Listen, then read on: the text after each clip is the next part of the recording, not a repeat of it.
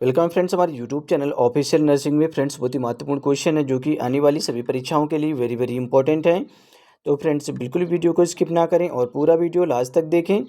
Friends सभी question previous year में पूछे गए क्वेश्चन है और मोस्ट रिपीटेड क्वेश्चन है। चलिए शुरू करते हैं। फर्स्ट क्वेश्चन आपकी स्क्रीन पर है, पढ़ें क्वेश्चन को और आंसर दें।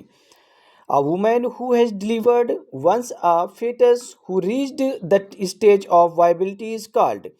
एक महिला जिसने एक बार एक भ्रूण को जन्म दिया है जो जीवन क्षमता के चरण तक पहुंच गई है, उसे क्या कहा जाता है। फ्रेंड्स बताएं क्या होगा इसका राइट आंसर। ऑप्शन आपकी स्क्रीन पर है।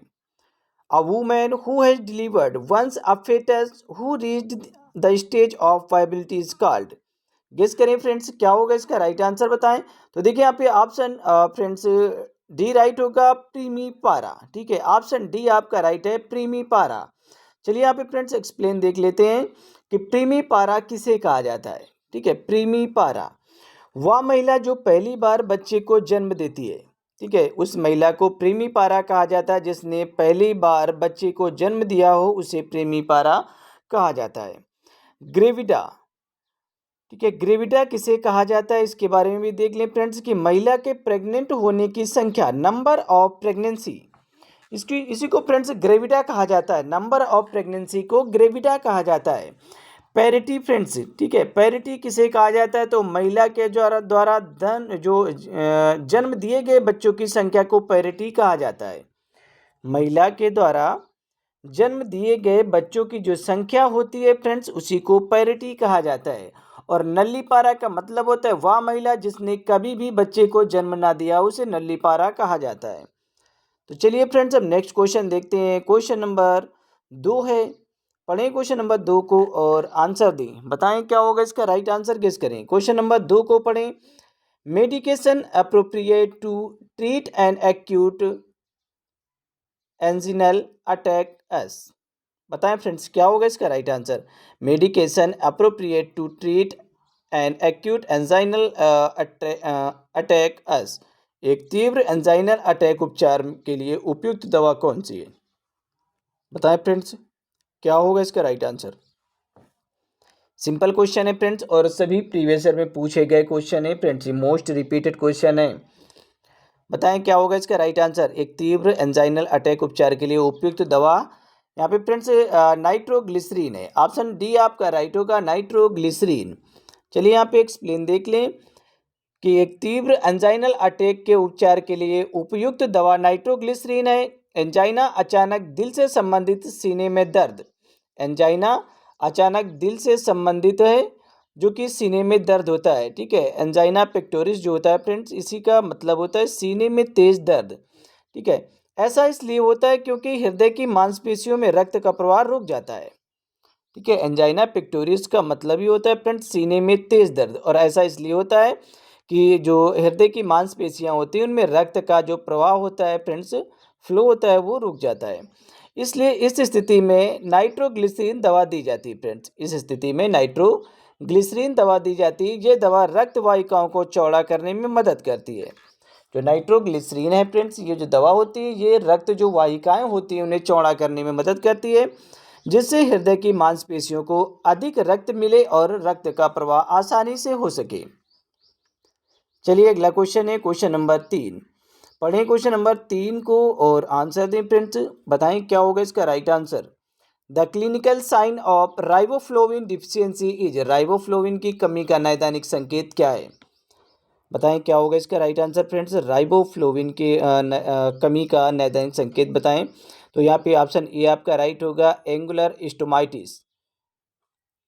एंगुलर स्टोमाटाइटिस, ठीक है, स्टोमाटाइटिस। ऑप्शन यहाँ पे ए आपका राइट होगा फ्रेंड्स। एक्सप्लेन देख लें कि राइबोफ्लाविन की कमी का नैदानिक संकेत एंगुलर स्टोमाटाइटिस है। एंगुलर स्टोमाटाइटिस को शास्त्रीय रूप से राइबोफ्लोविन या अन्य बी समूह की विटामिन या फिर आयरन की कमियों के साथ जोड़ा गया है। मनुष्यों में राइबोफ्लोविन की कमी से संभावित कार्यात्मक परिणामों में गतिशील कौशल और ध्यान अवधि में कमी और आयरन के अवशोषण को कम कर देता है फ्रेंड्स। चलिए नेक्स्ट क्वेश्चन है क्वेश्चन नंबर 4। पढ़ें क्वेश्चन नंबर 4 को और आंसर दें फ्रेंड्स। सिंपल क्वेश्चन है, the richest source of vitamin C. Vitamin C का सबसे समृद्ध स्रोत बताना है फ्रेंड्स। देखिए वैसे तो सभी विटामिन सी के स्रोत हैं, बट इसमें पूछा गया रिचेस्ट सोर्स फ्रेंड्स बताना है, समृद्ध स्रोत। तो यहाँ पे आंवला होगा, ठीक है, ऑप्शन सी आपका राइट होगा, आंवला जो कि रिचेस्ट सोर्स होता है। हालांकि नींबू, ऑरेंज और टोमेटो ये भी फ्रेंड्स विटामिन सी के स्रोत हैं, बट रिचेस्ट स्रोत नहीं है, ठीक है। तो यहाँ पे जो रिचेस्ट स्रोत है और जो सबसे समृद्ध स्रोत है वो आंवला होता है। सबसे ज़्यादा आंवले में ही विटामिन सी भरपूर मात्रा में पाई जाती है। अब यहाँ पे एक्सप्लेन देख लें कि विटामिन सी का सबसे समृद्ध स्रोत आंवला है। आंवला एक फल है जो अपने कई स्वास्थ्य लाभों के लिए लोकप्रिय है। यह फल विटामिन सी, आयरन और कैल्शियम से भरपूर होता है। आंवला में संतरे से लगभग 20 गुना अधिक विटामिन सी पाया जाता है।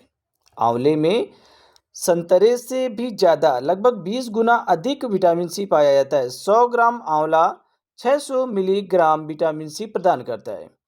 100 ग्राम आंवला 600 मिलीग्राम विटामिन सी प्रदान करता है। एक छोटे आंवले का विटामिन सी लगभग 2 संतरे के बराबर होता है। चलिए फ्रेंड्स नेक्स्ट क्वेश्चन है, क्वेश्चन मतलब 5 है। पढ़ें क्वेश्चन नंबर 5 को और आंसर दें फ्रेंड्स। बताएं क्या होगा इसका right answer. Thiamine deficiency result in, thiamine की कमी के परिणाम स्वरूप निम्न होते हैं। बताएं क्या होगा इसका right answer. Thiamine deficiency result in, तो कार्डियक बेरीबेरी, यहाँ पे फ्रेंड्स कार्डियक बेरीबेरी होगा, ऑप्शन ए आपका राइट होगा। अब यहाँ पे आप एक्सप्लेन देख लीजिए, थायमीन की कमी के परिणाम स्वरूप कार्डियक बेरीबेरी रोग होता है। इस स्थिति में असंतुलित पोषण और पुरानी अत्यधिक शराब के कारण हृदय की विफलता को कार्डियक बेरीबेरी के रूप में जाना जाता है। कार्डियक बेरीबेरी खराब सेलुलर उपापचय से कम होने के कारण हृदय क्रिया के परिणाम स्वरूप होता है। थायमीन की कमी से एडेनोसिन ट्राइफॉस्फेट का उत्पादन बाधित होता है, जिससे एडेनोसिन का संचयन होता है फ्रेंड्स। चलिए अब नेक्स्ट क्वेश्चन है, क्वेश्चन नंबर 6 है। पढ़ें क्वेश्चन नंबर 6 को और आंसर दें। Where are the fibroblast found in the skin, त्वचा में फाइब्रोब्लास्ट कहाँ पाए जाते हैं। Where as the fibroblast found in the skin, त्वचा में फाइब्रोब्लास्ट कहाँ पर पाए जाते हैं। बताएं फ्रेंड्स क्या होगा इसका राइट आंसर। तो देखिए फ्रेंड्स ये डर्मिस में पाए जाते हैं, ठीक है। त्वचा में जो फाइब्रोब्लास्ट होते हैं वो डर्मिस में पाए जाते हैं, ना कि एपिडर्मिस, ठीक है। ऑप्शन डी आपका राइट होगा। अब एक्सप्लेन देख लें कि फाइब्रोब्लास्ट त्वचा के संयोजी ऊतक, ठीक है, कनेक्टिव टिश्यू अर्थात डर्मिस में मौजूद मुख्य कोशिका का प्रकार है। इसमें फाइब्रोब्लास्ट की 3 परतें होती हैं,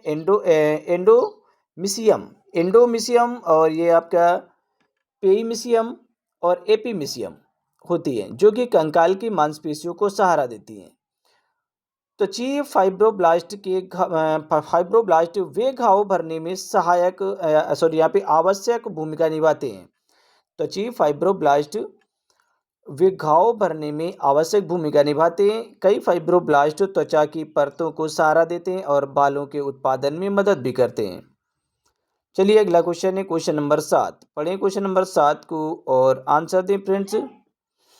force breathing is also known as, जबरदस्ती सांस लेने को किस रूप में जाना जाता है फ्रेंड्स। बताएं क्या होगा इसका राइट, तो गेस करें फ्रेंड्स क्या होगा इसका राइट आंसर। बताएं force breathing in also known as, जबरदस्ती सांस लेना ये किस रूप में जाना जाता है, क्या कहेंगे इसे जबरदस्ती सांस लेने को। तो देखिए यहाँ पे ऑप्शन सी आपका राइट होगा, हाइपरनिया, ठीक है, हाइपरनिया, ठीक है। यहाँ पे ऑप्शन सी आपका राइट होगा। चलिए यहाँ पे एक्सप्लेन देखते हैं कि फेफड़ों से वायु के अंदर और बाहर जाने की जो प्रक्रिया होती है फ्रेंड्स, श्वसन कहा जाता है उसे, ठीक है।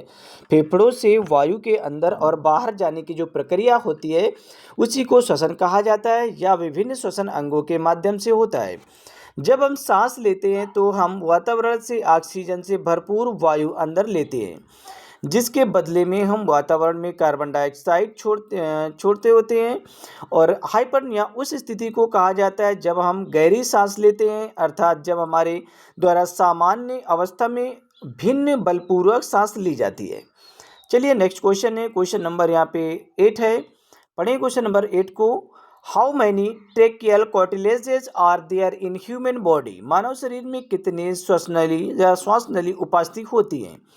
बताएं क्या होगा इसका राइट आंसर, गेस करें। ऑप्शन आपकी स्क्रीन पर है। बहुत ही सिंपल क्वेश्चन है, how many tracheal cartilages are there in the human body.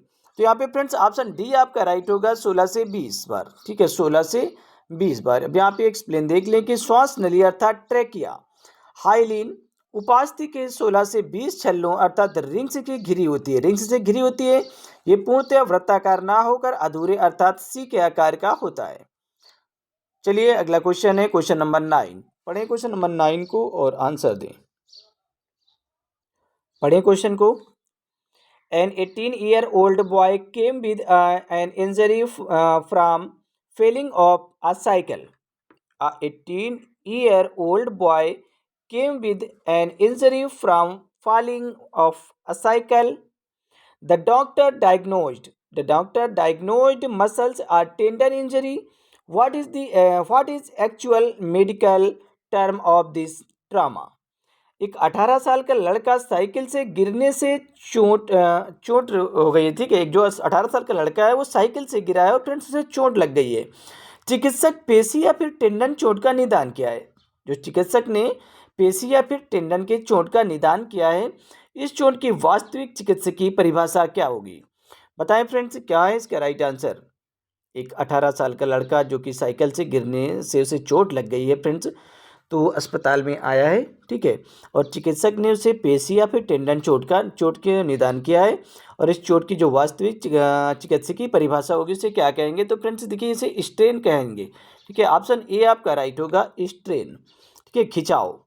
अब यहाँ पे आप एक्सप्लेन देख ली कि मांसपेशियों की चोट कई प्रकार की हो सकती है। जो मांसपेशियाँ हैं उनमें जो चोट लगती है वो कई प्रकार से लग सकती है। चोट लगना अपक्षयी रोग जैसे कि मुस्कुलर डिस्ट्रॉफी और तनाव घाव तब होता है जब मांसपेशी किसी बाहरी वस्तु से कट जाती है या फिर आमतौर पर सड़क या यातायात या फिर औद्योगिक दुर्घटनाओं जैसे कि दर्दनाक दुर्घटनाओं के दौरान होती है। चलिए नेक्स्ट क्वेश्चन है, क्वेश्चन नंबर यहाँ पे 10 है।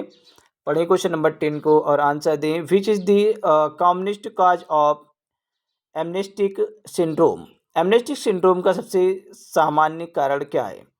बताएं क्या होगा इसका राइट आंसर फ्रेंड्स, गेस करें। Which is the commonest cause of amnestic syndrome? तो देखिए यहाँ पे ऑप्शन ए फ्रेंड्स राइट होगा, विटामिन डिफिशियंसी, विटामिन की कमी।